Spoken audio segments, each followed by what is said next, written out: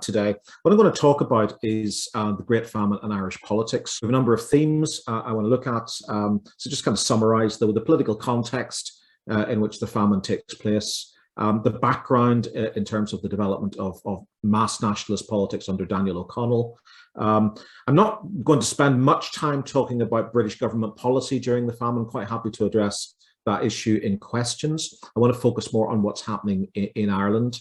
So I'll talk about Young Ireland. I'll say a little bit about government responses, but I'll talk then about Young Ireland, about the split with O'Connell, about the Irish Confederation and the attempted revolution of 1848, the legacies of Young Ireland, and then the development of alternative modes of politics in the famine period, the politics of land. And so what we see in the late 1840s, early 1850s is in many ways the prototype for what later develops in a much stronger and more effective form with the Land League in the 1870s and 1880s.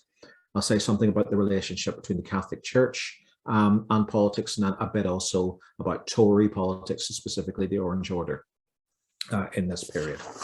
So let's start by just kind of sketching in the background. So from what I understand, you had Andrew Holmes last week talking about the revolutionary period and the Act of Union. So I'll start with the Act of Union very briefly. So the context in which the famine takes place, of course, is one established by the Act of Union, certainly in terms of the constitutional structures.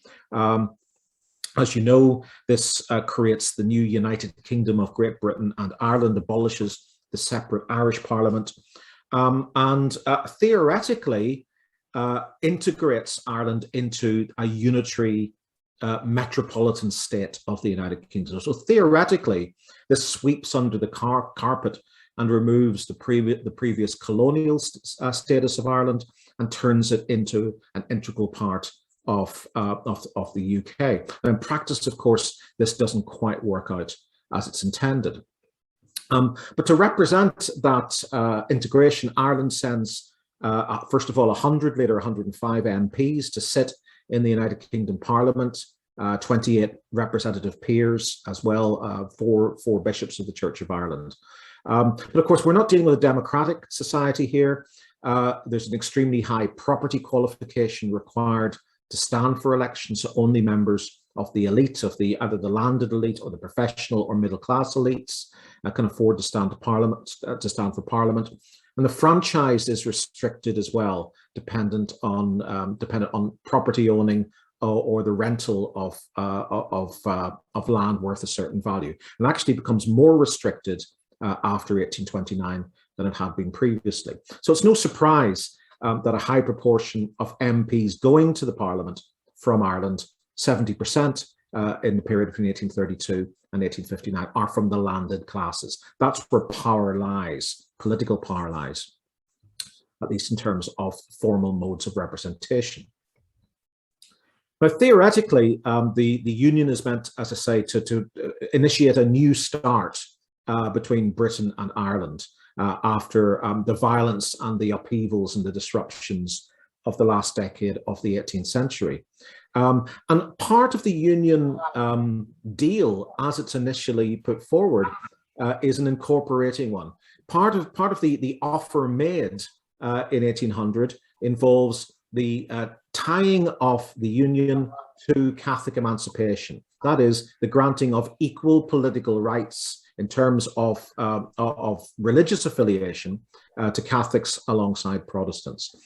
This element, while it persuades many members of the Catholic elite to support the union in 1800, is almost immediately superseded by a royal veto. So the king vetoes the promise of Catholic emancipation, and it's not until 1829 that Catholics are granted equal political rights, formal political rights within this new union state. So right from the start, it's compromised by this maintenance of political exclusion. And what is intended, at least in theory, to be a transcendence of the older colonial relationship between Britain and Ireland, in many ways, you can argue, continues to manifest those colonial dimensions after 1800. So if there had been an opportunity at all to move into a new relationship it's almost immediately punctured by this denial of Catholic emancipation, which creates a space which will very rapidly be filled for agitational politics, not just to restore and to reacquire political rights for Catholics, but to connect that campaign for political rights to the wider campaign for nationality, for national rights alongside it. So the Union faces intense problems right from the start, having to do with the entrenched divisions within Ireland between religious communities and over the established social and political order, very much grounded in the land system and also in the privileges of the established church. So right from the start, we have really significant problems. And British governments attempt to address these problems. In some ways, they're forced to address these problems by upsurges of both political challenges to the new union order and also widespread social unrest. And this gets much worse after 1815. Between 1800 and 1815, Ireland, as part of the UK, had been at war with France and the French allies, and indeed briefly with the United States as well. That war had been good for Irish farmers because it had created demand at high prices for Irish agricultural products. So in some ways, the first 15 years of the Union the impacts are softened by a war economy. But that war ends in 1815 with the Battle of Waterloo, and the Irish economy more or less collapses, with the exception of the transition to a relatively successful linen production in the northeast. In the rest of the country, agriculture undergoes a severe depression. The older Irish cotton industry, which had developed from the 1780s, 1790s, goes into terminal decline. And much of the attention is focused on the Union, and the Union is blamed for this agricultural malaise and agricultural collapse, not least because it has facilitated relatively free trade between Britain and Ireland, which has tended to undermine Irish manufacturing industry to some extent. So the British government faces all these problems, which are reinforced by the social and economic depression of Ireland, which increased class conflict in the countryside and sees upsurges of agrarian violence.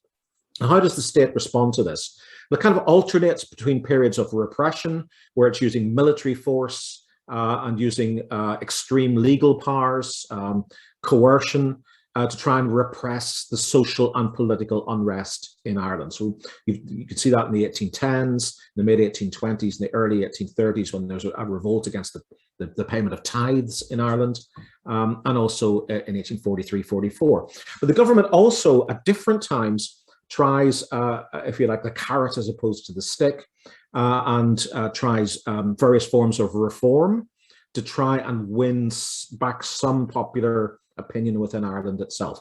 So again, there are periods of concessions, of reforms in the early 1820s, in 1829 with Catholic emancipation, when it's finally granted, in the later 1830s, and then just before the famine in 1844-45. The Whig governments, which are in power between 1830 and 1841, tend to be more reformist. So there's a number of things that they introduced: the national education system in 1831, the reform taking away some of the wealth and privileges, but not all, certainly, of the Protestant Church in 1833, reform of the police, the constabulary in 1836, the reduction in the level of tithes and the transfer of payment of tithes to the landowners in 1838, the Poor Law, although that's not a very popular reform, it is a form of kind of interventionist social policy in 1838. Much more popular, the Municipal Corporations Act, that grants, if you like, quasi-democratic local government reform in the towns in 1840. And more popular than this, the banning or the move to ban the Orange Order in 1836, and the promotion of Catholics to judicial and administrative offices. So some British governments, particularly that in power in the 1830s, especially from 1835 to 41, are trying to win hearts and minds in Ireland, arguably with limited effect. But at least it's a variation on simply using the cudgel to try and control unrest in the country. And any movement to try and conciliate the Catholic majority in Ireland tends to stimulate a reaction from the Protestant minority, particularly the established church and its supporters and the landed interest. A conservative government that comes to power in Britain, if you like, the Whigs and the Conservatives are the two dominant British parties in this period. Conservative government in power 1841 to 46 is more sympathetic to Protestant interests in Ireland, but even it ends up trying to make concessions to Irish Catholics as well, to try and dampen down nationalist feeling. And most famously, in 1845, that Conservative government greatly increases the state support to the Catholic religious seminary at Maynooth, and what's called the Maynooth Grant, which again is regarded by Irish and indeed by many British Protestants as a sellout.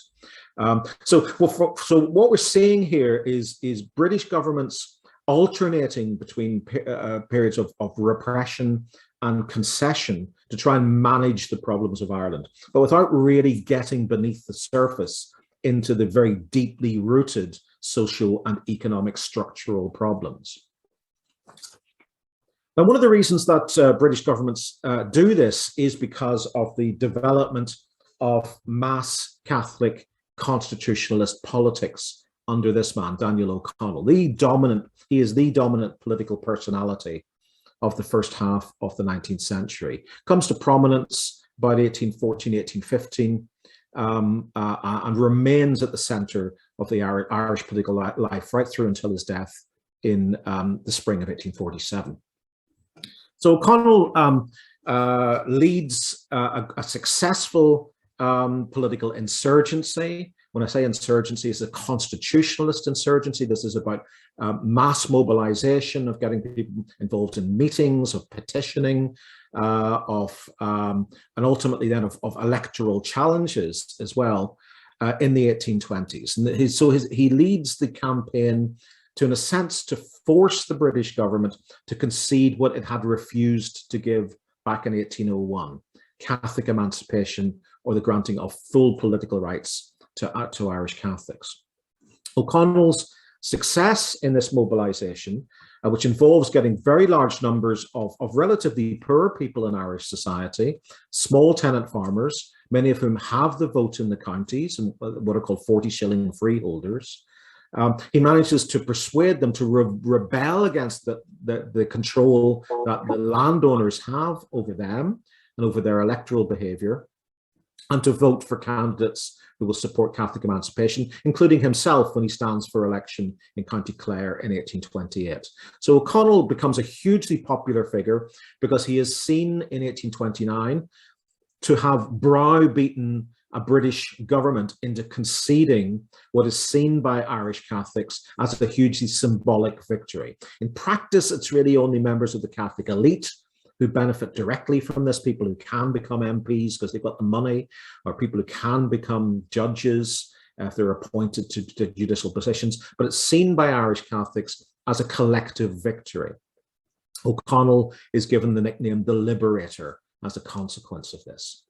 And he moves on very rapidly after 1830, by which stage he's now himself an MP, elected for a number of Irish constituencies over the years. He moves on after 1830 to shift the focus of attention to self-government. So having achieved Catholic emancipation, repeal of the Union, getting rid of the Act of Union, bringing back an Irish Parliament, only now with full political rights for Catholics and with some greater democratic dimension to it, becomes his new objective. So his objective is self-government for Ireland, but within a British connection. O'Connell is not a Republican. In many ways, he's a monarchist. He's very positive about Queen Victoria. He believes that some connection with Britain is inevitable or unavoidable, perhaps even desirable, but Ireland should be self-governing over its internal affairs. So repeal of the Union is in many ways similar to what later becomes known as Home Rule. Not quite the same, but it's very similar. Now, how is O'Connell seeking to bring this about? He uses a number of different strategies. He himself becomes an MP, and he gets many of his followers and supporters, indeed members of his family, elected as MPs as well. So even though the political system is very restrictive, there are ways in certain constituencies, particularly those with large numbers of voters, to use, again, popular pressure, to use the power of non-voters, demonstrating their support for particular candidates, using their economic muscle to pressurize people who do have the vote to vote for the people that they want to see elected. So O'Connell uses these methods to get essentially his followers elected and to form a political party. So from 1830 through to his death in 1847, there is an Irish party, essentially an O'Connellite party, in existence at Westminster, and its numbers rise and fall. At most, they have about 30 MPs. From 1841, that falls down to 18. It's not very many, but potentially that party could hold the balance of power.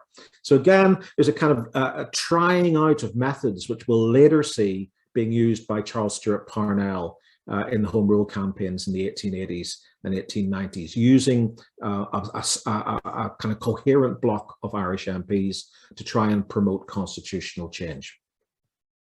So this is what O'Connell's about, but he's not just interested in Irish self-government, he's also interested in other types of reforms. He's very much anti-slavery. He's involved in the anti-slavery campaigns, both in the British Empire and then later campaigning for the abolition of slavery in America. He's involved in campaigns to bring about more democratic reform. He's a supporter of the People's Charter in 1837, the document which is the foundation stone of the Chartist movement in Britain.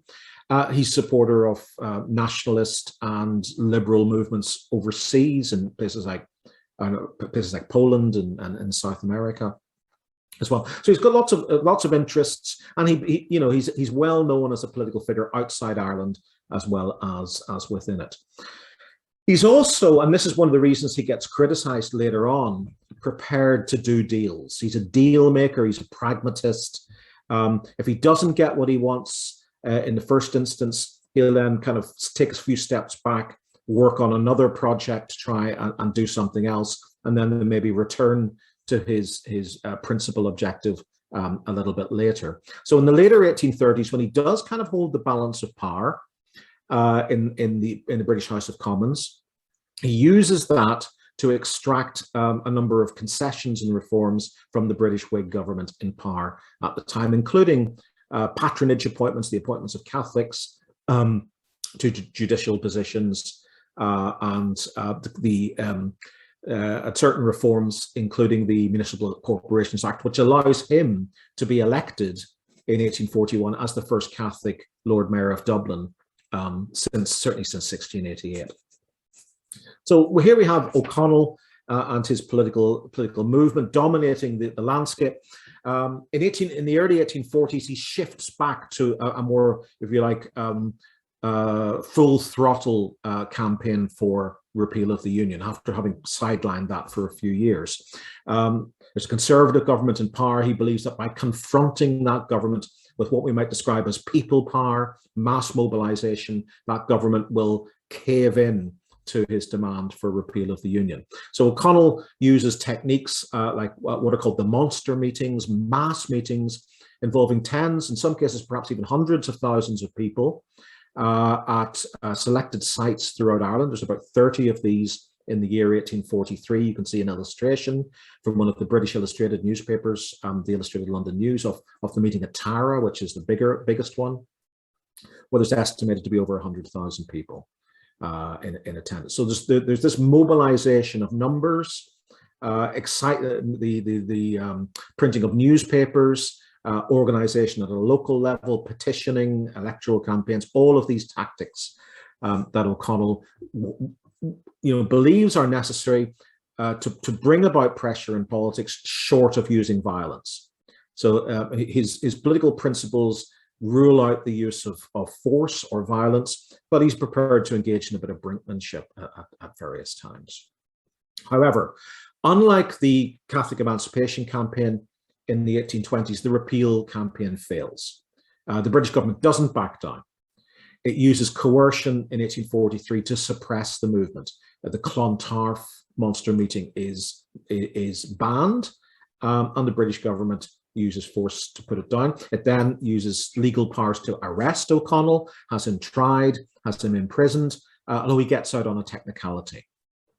Now, how does O'Connell respond to that? Not by abandoning his belief in non-violence, but by shifting his focus of attention. He then turns the courtroom battles, he is a lawyer, he turns the courtroom battles over his trial into battles about the legitimacy of British rule in Ireland. He uses his own brief imprisonment to represent political martyrdom, and then celebrates his release through, again, mass meetings, mass parades throughout the city of Dublin and other places. And you get O'Connellite propaganda like this cartoon below from an anonymous Dublin cartoonist published in 1844, representing him as the inevitable winner of this struggle with the British political authorities, in this case, the Prime Minister, Robert Peel, and the Duke of Wellington, who's also a member of the government. But by the mid-1840s, O'Connell is again shifting away from mass outdoor campaigning back into trying to do deals, broker deals with the British political establishment, and again with the Whig Party, the party that looks like it's going to come back into government again, and actually does so in 1846. However, the outbreak of the Great Famine, which O'Connell doesn't foresee in any way, which in many ways nobody foresees in 1845, undermines this style of politics which he has dominated for so many years. Now, what brings on the famine, as I'm sure most of you will be aware, is a trigger. The trigger is the disease of the potatoes, the potato blight, Phytophthora infestans, new disease, which is introduced into Ireland accidentally through the seed potato trade in the summer of 1845. And this has an immediate impact. It kind of wipes out about a third of the potato crop that year. And of course, the potato is the subsistence crop of the poor. It's the cheapest food available to if you like, the peasantry, the labourers, and the small farmers of Ireland. So this is going to cause a crisis. O'Connell is very conscious of that.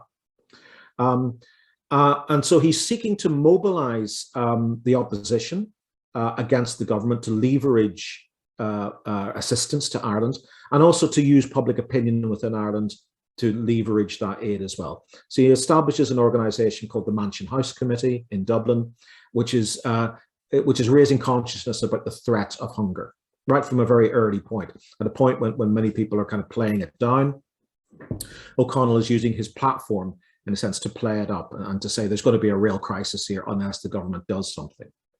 But he doesn't foresee the potato blight lasting more than 1 year. Again, like many other people, he just fails to predict what's going to happen. We know now, of course, that in the summer of 1846, a much worse manifestation of the disease will wipe out virtually the entire potato crop and leave the rural poor in Ireland virtually without any food whatsoever. You know, because the other products of Ireland are more expensive and are, being used as cash crops to pay the rent. Okay, so O'Connell, in a sense, gambles in the summer of 1846 that the famine is going to be over, and makes a deal with the British Whig Party in the hope that they will be a better government than the preceding government, the Conservatives, and that he will have some leverage over what they do. That proves to be a major miscalculation. And when he finally realizes this, and it takes several months before he realizes that this new British government, this Whig government, is actually going to be pretty disastrous for Ireland in terms of its obsession with liberal economic ideology. By the time he realizes that, in a sense, he's in too deep. It's difficult to retract his support. However, by the end of 1846, start of 1847, with his health already collapsing, and no doubt this miscalculation and the depression it brings on enhances his health collapse, by this time he's starting to speak out against the government, arguably rather too late. And his last speech in Parliament, before his health collapses completely in February 1847, he makes a prediction that unless the government coughed up more aid and actually spent money to stop people starving in Ireland, he says 1/4 of Ireland's population will perish. Well, as it turns out, that's a little bit too high, but if we include those who starve to death or die of infectious diseases with those who are forced into mass emigration in this period, the population does fall by 1/4 in a 5-year period. So if you put those two things together, he's not really very far off. O'Connell himself is also a landowner. Of course, he's from a Catholic gentry background down in West Kerry in the Iveragh Peninsula. He does spend his own money, his family's money, on doing what he can for the people in that area, to the extent that his family ends up really actually bankrupt by the time of his death in 1847. They have to sell off their Dublin house, etc. So O'Connell, in a sense, does put his money where his mouth is, but of course he has squandered his political capital by going into alliance with the Whigs. So, sorry, it's going the wrong way. There we are. So let me kind of just take a kind of detour here to explain what the government does do in this period. Then we'll return to Irish politics again. And again, this is something I've kind of written about at length, and quite happy to answer questions. So I'm just going to give an overall sketch of what the British governments do. So there are two British governments in power during the famine: the Conservative government of Robert Peel in the first year, before it collapses in the summer of 1846, and then the Whig government of Lord John Russell from the summer of 1846 onwards. So we look at this Conservative government first. In some ways, because it is bending over backwards to try and retain its popularity in Ireland, following on from the Maynooth grant, and to try and neutralise O'Connell, it is relatively generous in terms of its response to the first year of the famine. The government's long-term solution to the food problem in Ireland is to repeal the Corn Laws. It hopes by repealing these restrictions, financial restrictions on the import of food, it will stimulate cheap imports of food into Ireland, particularly, as we'll see, maize, and that will replace the potato. But in the short term, it intervenes in a number of ways. It imports maize, Indian meal, as it's called, from America, about £100,000 worth, essentially to manage the food markets in Ireland. It ships in this food and it releases it gradually through the Army Commissariat, the supply department of the Army, into the Irish markets to try and keep down the price of other grains in the first half of 1846. That's relatively successful. There isn't the same massive price inflation in 1846 that you see in the following year. It sets up public works funded by loans to do kind of useful things, to build harbours and roads and things like that. And it also supplies grants in aid, essentially government grants, to assist local relief committees who are responsible for helping those who can't work on the public works and who need access to the subsidised grain. Okay, so these are all relatively positive interventions in the sense that they actually seem to make a difference. The level of mortality in this first year of famine is very low, to the extent that the Irish nationalist newspapers are praising the Conservative government when it falls in 1846 for having staved off a famine. Whether that government would have, if it had remained in power, if it hadn't collapsed over divisions over its Corn Law policy, whether that it would have managed the rest of the famine more effectively is another question. Possibly it wouldn't. Possibly the same pressures that operate on the Whig government would have come into play as well. But certainly there is a contrast to be drawn. And if we look at this second government that comes into power in the summer of 1846, that led by Lord John Russell, leader of the Whig Party, this is a massive contrast from the Peel government. This is a very weak government. It's a minority. It doesn't have a majority in Parliament. It's dependent on the support of MPs from other parties. And it's also facing an economic crisis in Britain, a campaign for tax cuts from the British middle classes, and a growing hostility towards Ireland and assistance to Ireland in in British public opinion. After a kind of a short period in which there's quite a lot of support for charity in Ireland in late 1846, early 1847, increasingly we get famine fatigue and we get victim blaming coming in the British press and in manifestations of public opinion, by-elections, things like that. And the government is influenced by that shift in public opinion.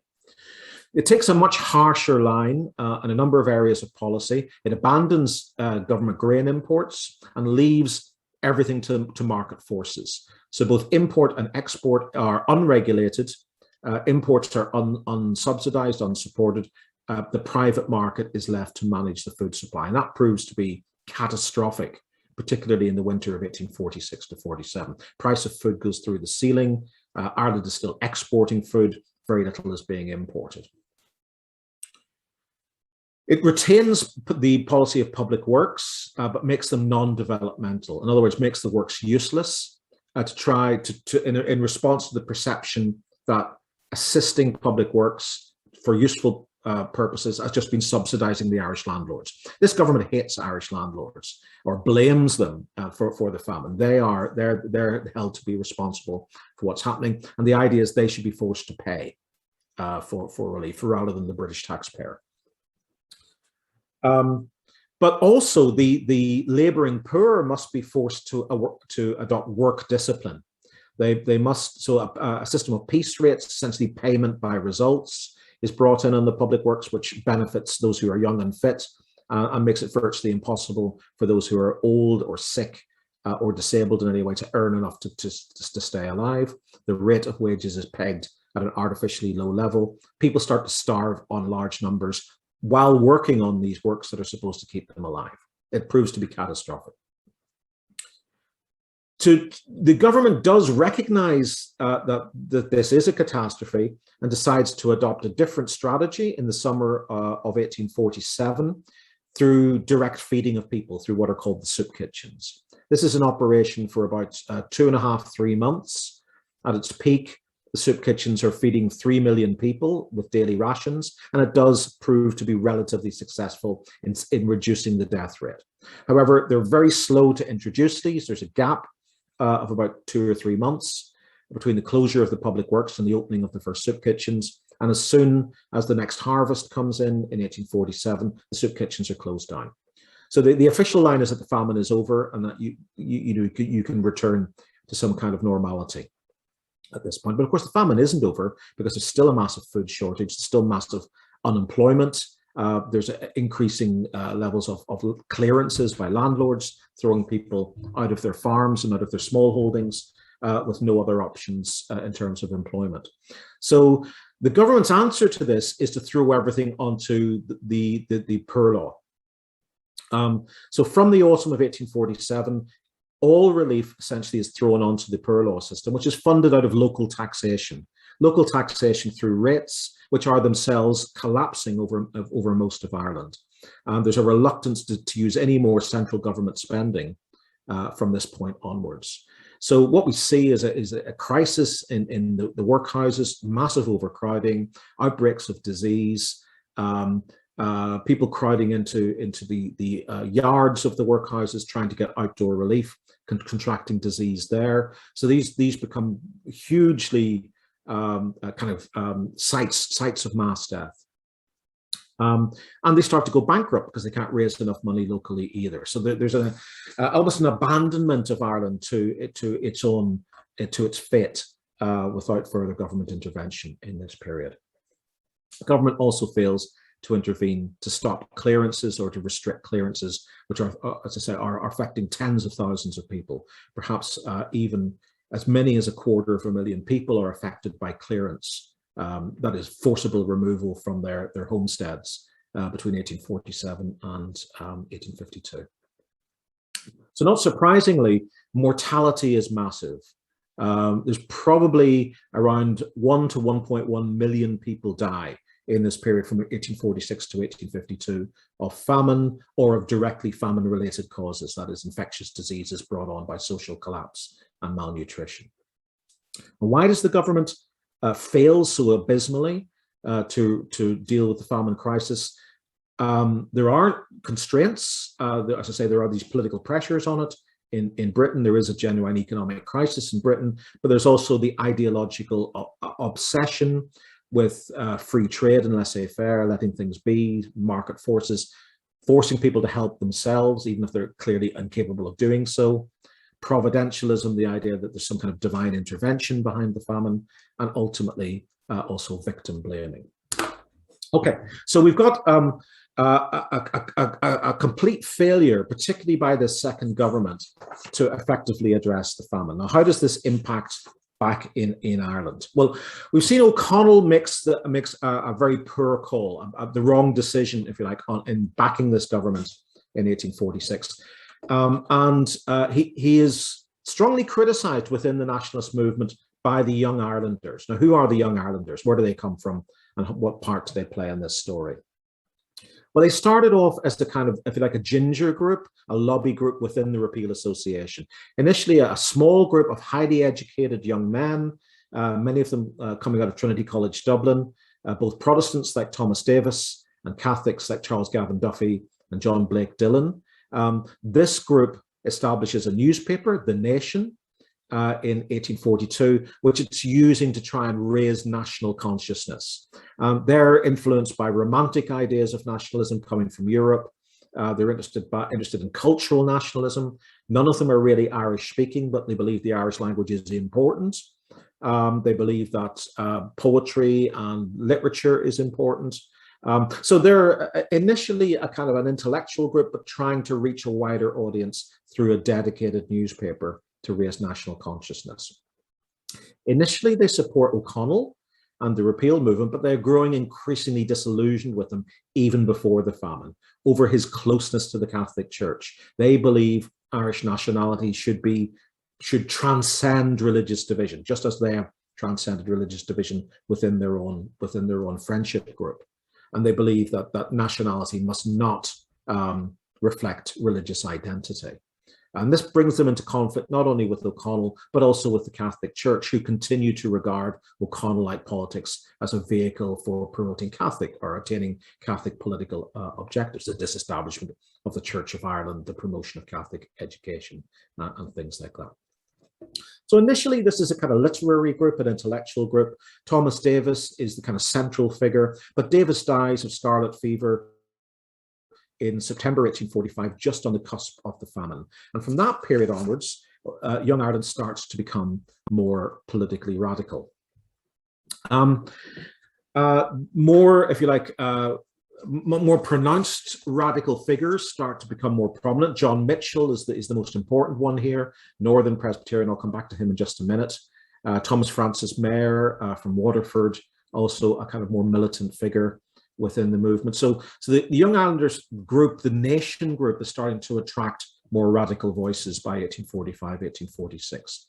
The group as a whole is absolutely shocked and alienated by O'Connell's New Deal with the Whigs. Even before it becomes clear what the Whigs are going to do, they regard this as a betrayal of the national movement. A war of words breaks out between the O'Connellites and the Young Irelanders, which sees the O'Connellites essentially purge them from the repeal movement by bringing in what are called the peace resolutions in the summer of 1846. So this is essentially a statement which all members of the party have to sign up to, rejecting the use of armed force under all circumstances. That's already O'Connell's policy, but no one's been forced to sign, if you like, a commitment to that before. The Young Irelanders have a romantic view of previous rebellions. They kind of idealize people like Wolfe Tone and Robert Emmet. They don't want to reject the memory of those previous rebels, but they also feel they cannot, in conscience, rule out the resort to violence in the future, should that become necessary. So this becomes the issue on which the Young Irelanders leave the Repeal Association. They split.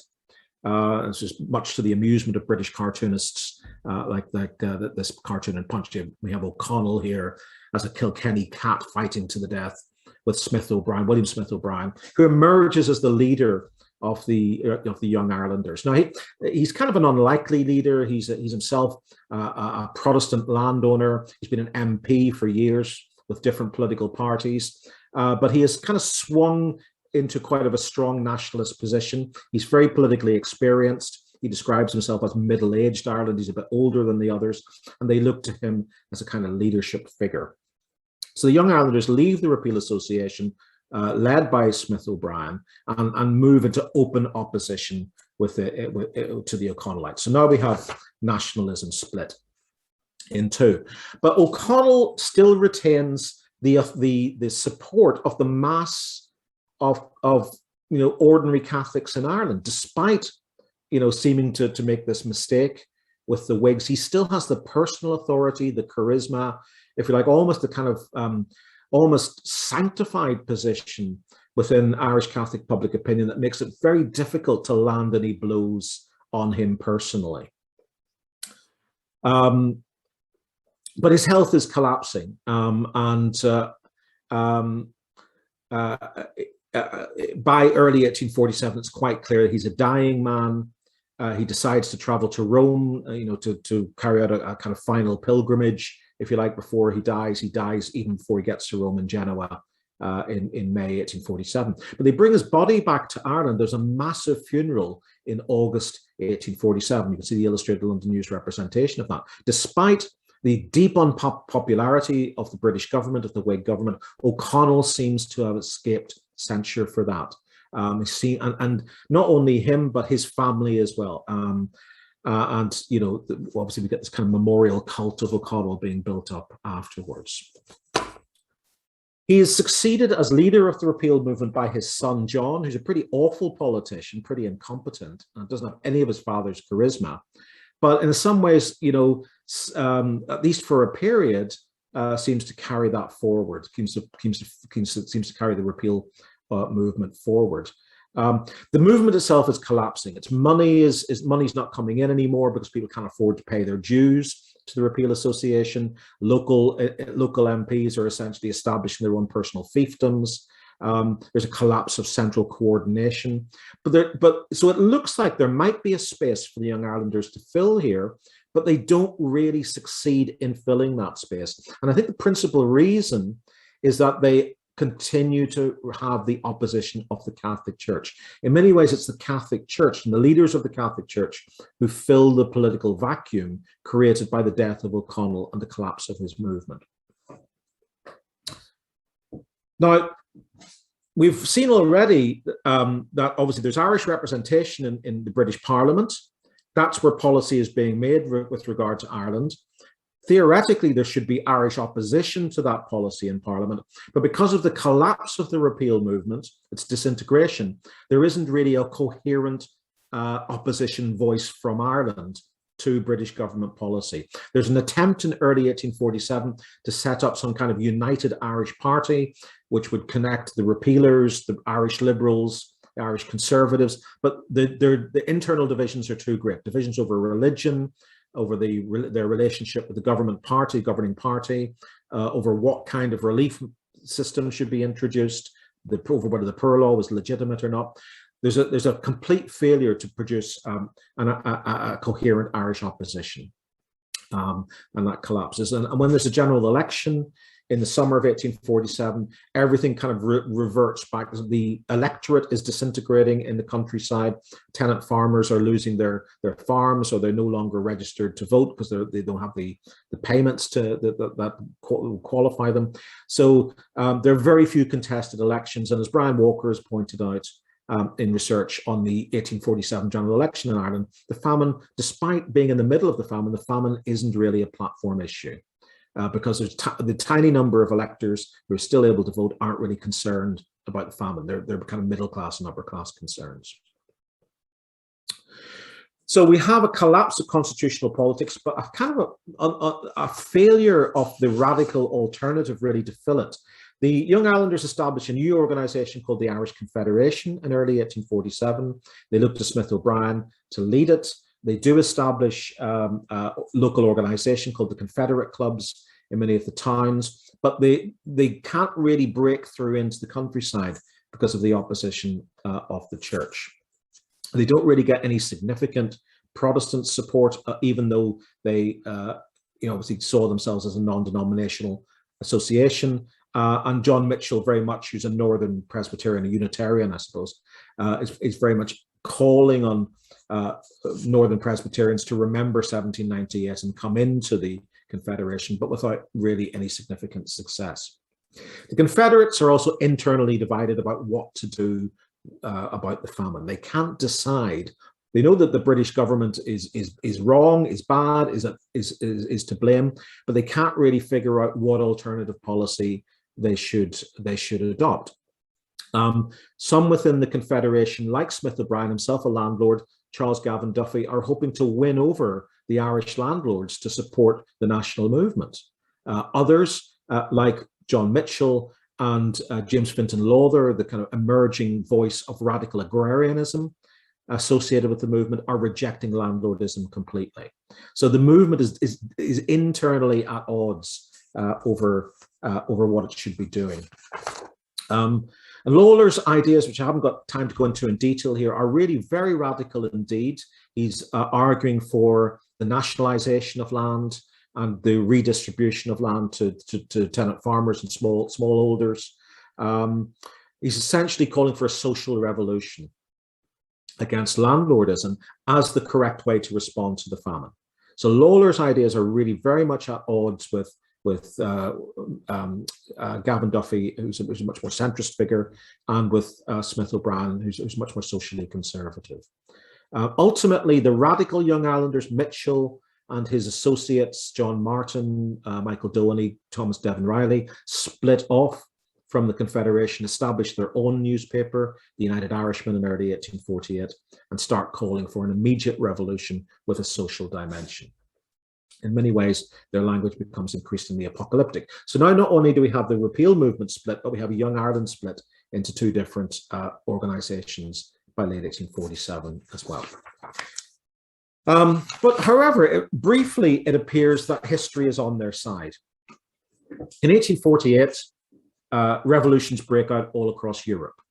In France, in Prussia, in the Austrian Empire, in Italy, there's a revolution against the Pope in Rome by Italian nationalists. So it looks as if the moment, the springtime of the peoples, the moment for national and liberal revolutions has come. Initially, these revolutions are relatively bloodless. This is a huge boost to the confidence of the Young Irelanders, who start to believe that a revolution may actually work in Ireland, and even the more hesitant ones like Duffy and Smith O'Brien start to come into line, start to think, well, maybe we should be taking this path. Maybe there is no alternative by this stage, given what is happening within Ireland with the collapse into mass famine suffering. However, they hope maybe that they might get French support. So Thomas Francis Meyer is sent to Paris in the spring of 1848, trying to kind of open a relationship with the French government. The French government doesn't really pay him much attention, but he comes back with a flag. He comes back with a version of the French flag, the tricolour, only now in the colours representative of the Young Ireland ideal: green, Catholic, orange, Protestant, white, uniting them. Okay, so the Irish tricolour is invented by Thomas Francis Meyer in the spring of 1848, first flown from his father's house in Waterford when he comes back. And you can see how it kind of models the kind of revolutionary flags of the revolutions of 1848. But still they hesitate. They hope, maybe they think, well, maybe we should wait until the harvest comes in. But really what forces them to act is, again, the government getting wise to this threat of repression and bringing in coercive legislation. The Treason Felony Act in the spring of 1848, which will allow essentially for summary prosecutions and convictions. Mitchell is arrested and convicted even before they get to the stage of launching a revolution. He's sent off to penal exile in Van Diemen's Land, which is now Tasmania. So the Young Irelanders, the Confederates, are in a sense forced, in many cases reluctantly, into an attempted revolution, because otherwise the alternative is they're going to be arrested and convicted. They can't wait any longer. Smith O'Brien, Thomas Francis Meyer and others travel down. Dublin is being swamped by troops. So they travel down to Tipperary and they hope to raise the countryside. Some people turn up to listen to them speak, but when Smith O'Brien tells them they mustn't sack the big houses for guns or for food because he's a social conservative, they fade away. So they're left with maybe a couple of hundred people assembled at Ballingarry in County Tipperary, where they lay siege to a farmhouse with a small contingent of police, of the Irish Constabulary in it. A couple of people are shot in the firefight, and then police reinforcements arrive, and the revolution is over. The rebellion is over almost as soon as it started. It becomes mocked in the British press as the Battle of the Widow McCormick's Cabbage Patch. The leaders are either arrested, like Smith O'Brien and Mayer, or they flee overseas. So almost as soon as it started, the rebellion is over. The government makes sure that there are no executions. Unlike 1798, unlike 1803, there are no martyrs created in 1848. Smith O'Brien is convicted of treason, which is a capital crime, but after a campaign for clemency, that is commuted to transportation. He's sent off to Van Diemen's Land as well, and ultimately gets back to Ireland again after 8 years. Lots of the others escape. So Mitchell escapes to America. It's quite easy to escape from Tasmania, it seems. Thomas Francis Mayer escapes. Many of them end up in the States. So the Confederacy is over. The rebellion is over. It creates further alienation from Ireland and British public opinion, and begins, I suppose, a process of the rebuilding of radical nationalism overseas. So many of the younger people involved in 1848, people like James Stephens and John O'Mahony, end up being the founders of the Fenian movement in the late 1850s, early 1860s, where they aim to avoid the mistakes which they believe were made by the Young Irelanders, being too public and not ruthless enough, and too much about raising consciousness and not enough about planning a proper rebellion. So there's a legacy there. There's a legacy in the writings that the Young Irelanders leave. They may fail as a political movement, but they go off to wherever they end up. Mitchell ends up in the States. Gavin Duffy ends up in Victoria, in Australia, where he rises through the political system to become Prime Minister of the province of Victoria. But they write books about themselves. Mitchell's Jail Journal, for example, and Gavin Duffy's History of Young Ireland, his History of the Famine, 4 years of Irish history, Mitchell's History of the Famine, the Last Conquest of Ireland. These become hugely influential texts on later generations of nationalists. And all of them kind of criticize and seek to undermine O'Connell and to play up, even though the kind of Mitchell and Duffy hate each other, they are united in kind of believing that the Young Ireland message was the right one. This has a huge influence on later generations of radical nationalists.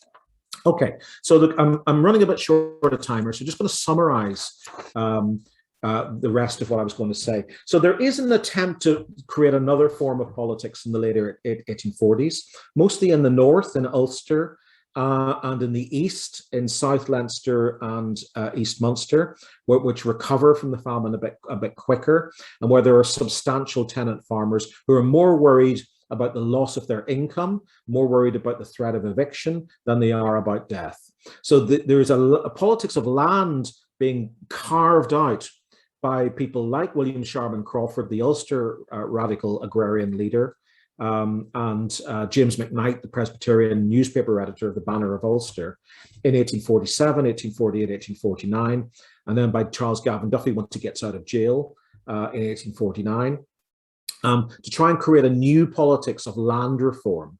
And this comes together in the Tenant League, which is established in 1850. In many ways, it's a prototype for the later Land League, only it doesn't quite have the same level of I suppose, political dynamism.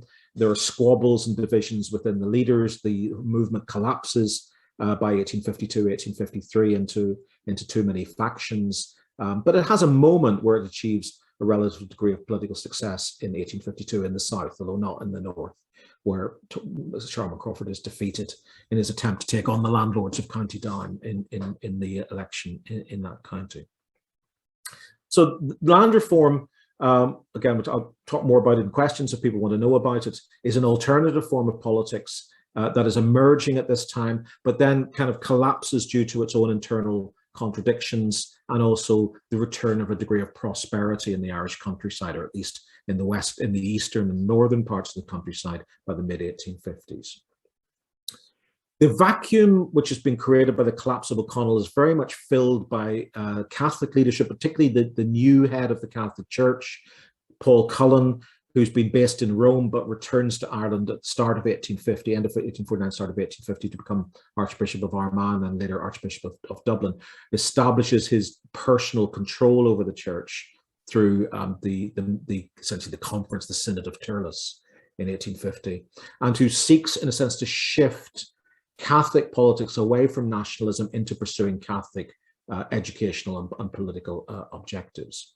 And he has his political supporters as well, the Independent Irish Party, which briefly flourishes in the from about 1852 to 1855-57, led by George Henry Moore, comes out of very much a close alliance with Catholic politics, although ultimately Cullen falls out with them and closes it down in 1857. Now, finally, I'm sorry, I'm kind of rushing this a bit at the end here, but finally we have, we've got to be aware that there are Protestant conservative politics, Tory politics going on at the same time. The Conservatives in Ireland had been split over issues like Corn Law repeal and the Maynooth grant. They felt that the government had betrayed them. And it splits into two wings, the protectionists and the peelites. But the important thing for us here is, I suppose, is that, well, the Young Irelanders had hoped that Northern Protestants could be won over to nationality along the model of the United Irishmen in the 1790s. What in many ways happens in the 1840s is precisely the opposite of that. The revival of revolutionary politics by the Irish Confederation, the appeals of John Mitchell, which are explicitly Republican, and the rebellion of 1848, in fact, stimulates a mass revival of the Orange Order, which had been very much a marginalized organization between its suppression by the government in 1836 and its kind of revival during the famine years of the mid-1840s. But it's the threat of 1848 that really gives a dynamism to leaders, populist leaders of the Orange Order, like this man William Johnson of Ballykilbeg, who becomes the dominant figure within Irish Orangism and Northern Orangism between the late 1840s and the 1880s. And we see this kind of manifestation of revived Orangism kind of boil up and kind of overflow into bloodletting at Dolly's Bray, which is near Castlewell in South Down, on the 12th of July, 1849. What starts off as a kind of physical confrontation over a marching route between the Orange Order and the local ribbon men in a Catholic area at Dolly's Bray becomes a gunfight. And the Orangemen seem to be much better armed. Almost, I think everyone who's killed is a Catholic. Up to 30 people are killed in that firefight. So this is the kind of, I feel like, the nadir, the complete opposite of what the Young Irelanders had hoped to attain. Government responds by banning Orange marches again with the Party Processions Act of 1850, but that simply then creates a grievance which people like William Johnson of Ballykilbeg exploit and campaign against the Party Processions Act, eventually getting it repealed by 1872. So let me just finish then with some conclusions here. So we've got a situation during the Great Famine where a government policy which is regressive, which is disastrous in terms of its outcomes, deeply ideological in terms of its its structure, is largely unchallenged, but from within Irish politics. Irish politicians are too deeply divided over questions of nationality, religion, the legitimacy of violence, class interests, to essentially articulate an effective opposition. Paradoxically, there are Irish conservatives in Parliament who are attacking the government, but they're doing so to protect the landlord interest, and that's not a basis in which you can build an effective opposition. Paradoxically, one of the very few people in Parliament who is articulating a very strong critique of Lord John Russell and the Whig government is William Sharman Crawford. I'm kind of very interested in him, writing his biography at the moment, who paradoxically represents an English constituency. He's from Crawfordsburn in County Down, but can't get elected in Ireland, and is MP for Rochdale in the north of England. As a radical, as a supporter, with close links to the Chartist movement, and it's Sharman Crawford who is articulating an alternative both to government policy and to mass clearance by landlords, without really much success because he doesn't have any significant backing in Parliament at this time. So attempts to establish an Irish party, to lobby or to try and use the political system to prevent or to minimize the damage of government famine policy fails. But the alternative of a revolution also fails, and arguably potentially makes things worse rather than better. But for the revolutionaries, at least they believe that they have acted honorably, that they have acted according to their principles, and that they have at least demonstrated their opposition and their resistance to British misgovernment, and that influence, it then feeds through it in the 1850s into the Fenian movement.